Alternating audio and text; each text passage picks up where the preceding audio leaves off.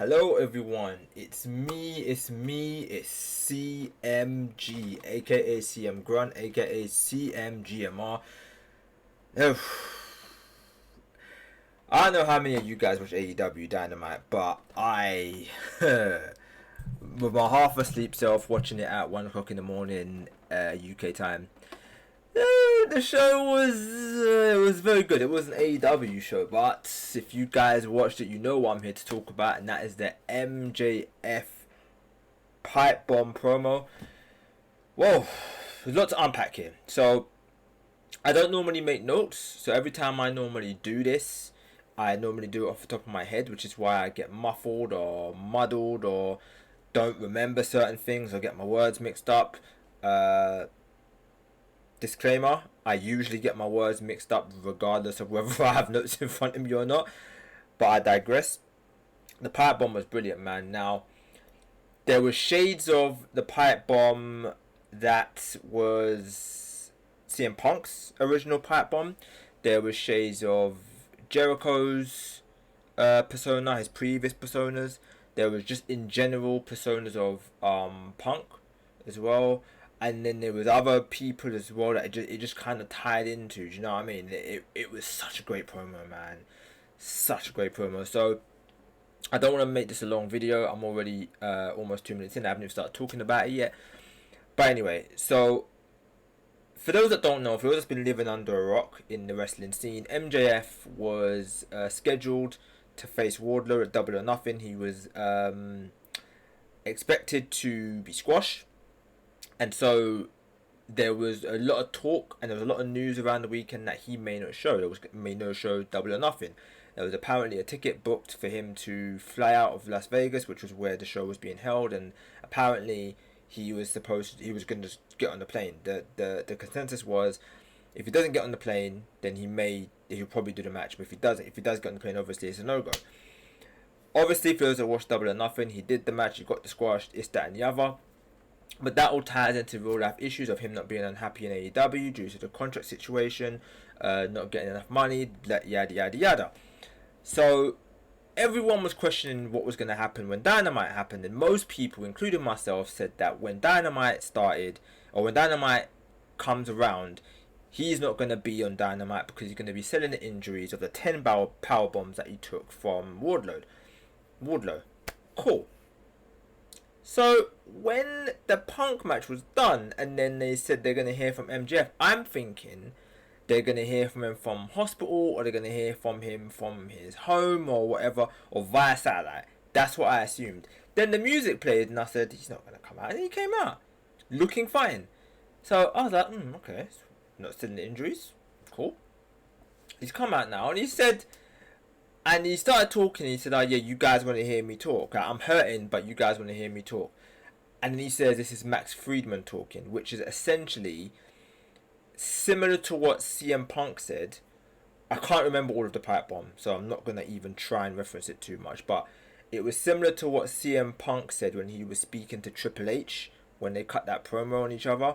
And he said, this is...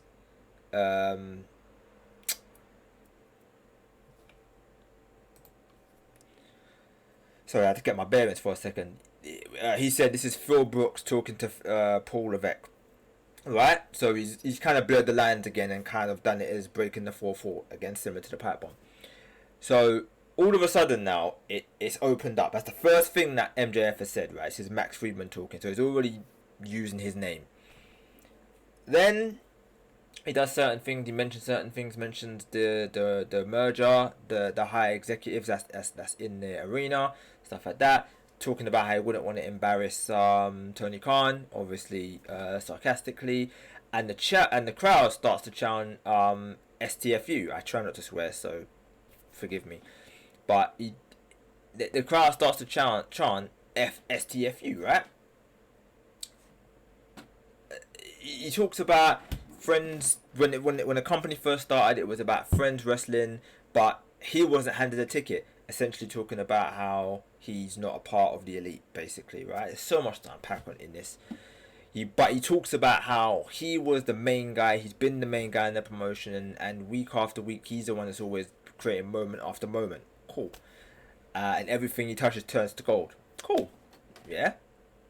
Everything's pretty standard up to this point, right? And he's talking about how he's not expected to hit home runs, but he's expected to hit grand slams, and he does it weekly. Cool. There was a note that I wrote down something here, but I didn't actually finish my point. I think I got sidetracked. But anyway, you guys start to hear boos and cheers. Right? He says something. Again, I haven't made a note of this one, so I forgot. But he said something, and he's getting boos and he's getting cheers, right? And he tells the crowd, "Where were you this weekend when you guys were calling me an unprofessional piece of S?" Right? And he tells everybody he doesn't want to be there anymore. He calls the fans marks, said they don't know nothing, and they were the same people that said that he wasn't a good wrestler. They have an opinion and then they change their opinion, yeah, and they act as if the new opinion that they have was the old opinion, essentially, or the new opinion that they have they've always had, and he's saying, "Well, why do you guys do that?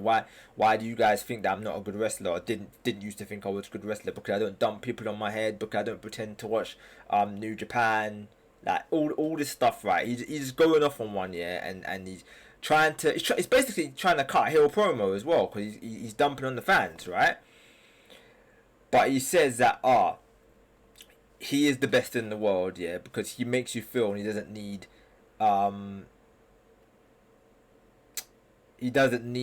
to do a lot of ball s to get you there, right? Essentially, all the spots, all the dangerous wrestling, all the dropping you on your head, all the strong style, all that stuff, basically he doesn't have to do all that to make you feel, which we've seen from the Wardlow, I keep saying Wardlow, the Wardlow feud, the Punk feud, like nothing too dangerous, but the talking, the promos, like the segments, that he's been on top of his game, right? Like you can't really argue with him.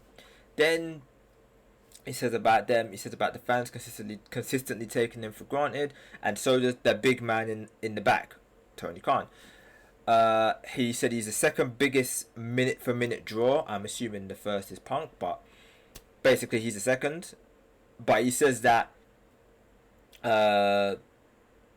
Tony Khan essentially is hoarding all the money, right?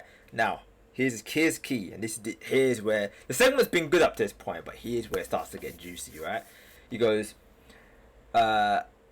despite the fact that he's the second biggest minute to minute draw, he's hoarding all the money. Tony Khan's hoarding all the money for all the ex-WWE guys that he's bringing in that can't lace up his boots. Might get a massive pop, massive reaction, right? Then he says, "Would you pay me more if I were an ex-WWE guy?" Another massive reaction. Now, a few things to note here.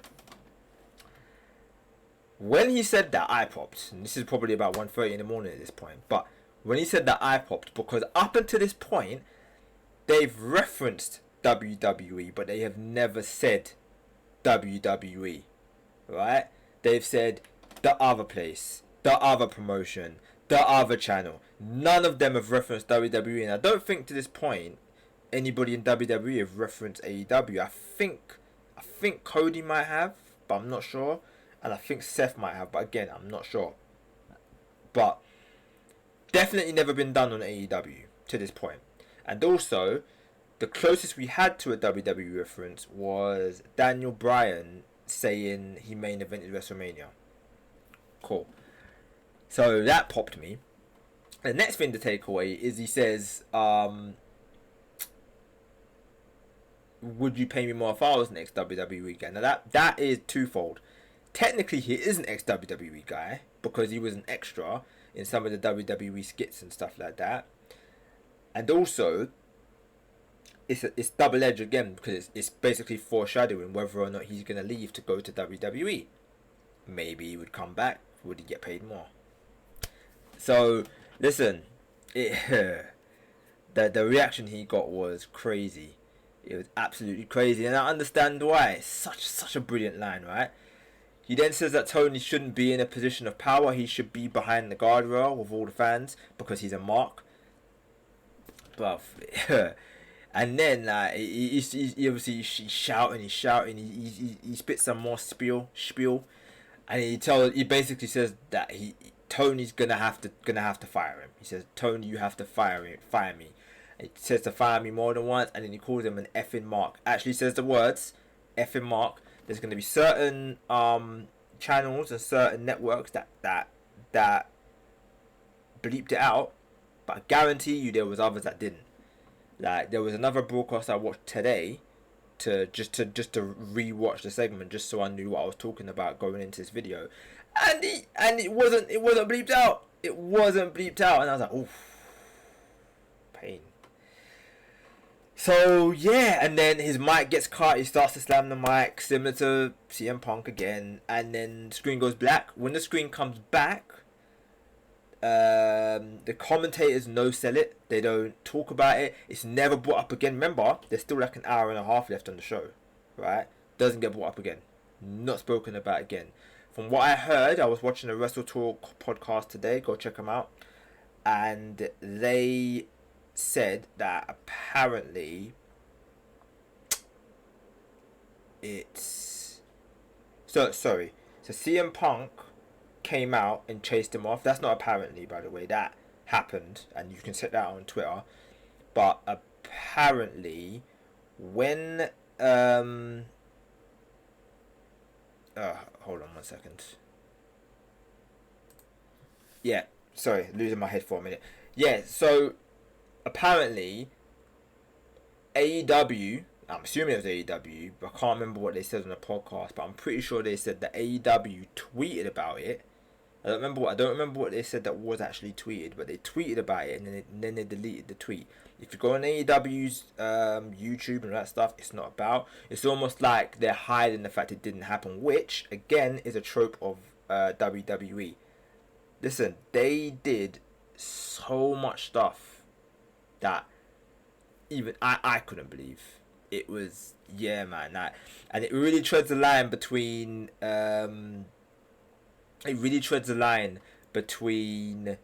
work and shoot, real and fake. Do you know what I mean? So I was gonna talk about everything and then unpack it, but I've basically unpacked it as I've read it, so you can take from that what you will. I just feel like there were some more connections that I wanted to make, not just to the pipe bomb, but also to other legendary promos. And honestly, I can't remember most of them to even discuss it. But like I said, it's got so much connection to the pipe bomb, and then there's so much stuff you can do off the back of that. Do you know what I mean? Like, if they decide to like make him go off TV for a bit, maybe suspend him indefinitely, like kayfabe or whatever, let him come back, then he's like against the machine. Hopefully they don't do a 40 figure, but at least let him come back, and he's like a babyface, because he basically was a babyface at the end of this. And then maybe Punk becomes what's his face?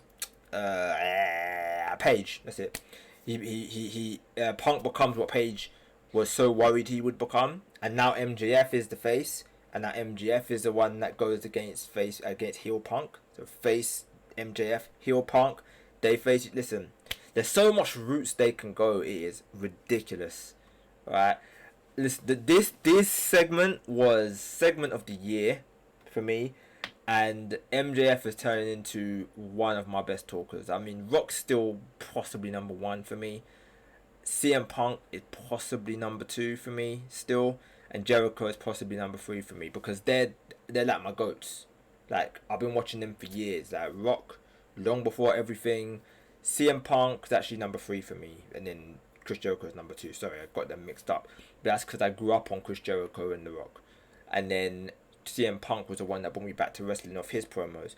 But MJF is creeping in there, man. Oh my goodness. Like, when he said in his promo that he doesn't drop you on your head and he makes you feel, listen. And that's the other thing I was going to say. He reminds me of The Miz, right? Now, don't shoot me. Do not get your Twitter gunshot bullets out, please, and start getting to the keyboard and letting me know what you think. Right? Listen to what I'm saying. Yeah. MJF is the better talker. MJF is the better wrestler, and when time goes on, we would suspect MJF will be the bigger star. But there is so much connection to the Miz in general, but also the Miz's promo, his backstage promo on Talking Smack. Yeah, go check it out. The promo that he cuts on WWE and the promo that he cuts on Daniel Bryan. Listen, if you match up certain things that he's saying and certain ways in which he's talking to the Miz, that bearing in mind both of them. Remember, he said he makes you feel. I don't think the Miz says stuff like that, but he essentially said he's a safe worker. He said that he doesn't drop you on your head, right? He basically saying he's a safe worker. He doesn't do things recklessly, right? Basically what the Miz said when he was talking about Daniel Bryan, when he was saying that Daniel Bryan had to retire early. Literally, that's what he was saying.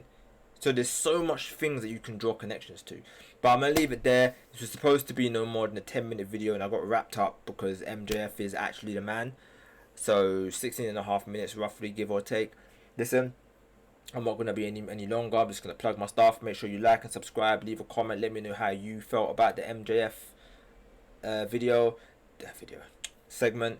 There will be another video, if not today, then tomorrow, which will be the WWE Hell in a Cell predictions. And there's also going to be some gaming videos as well. So if you do like that stuff, they will be on the channel. Mjf'S it had the alpha test, and I was playing it. So I've got a lot of videos on that. So come through.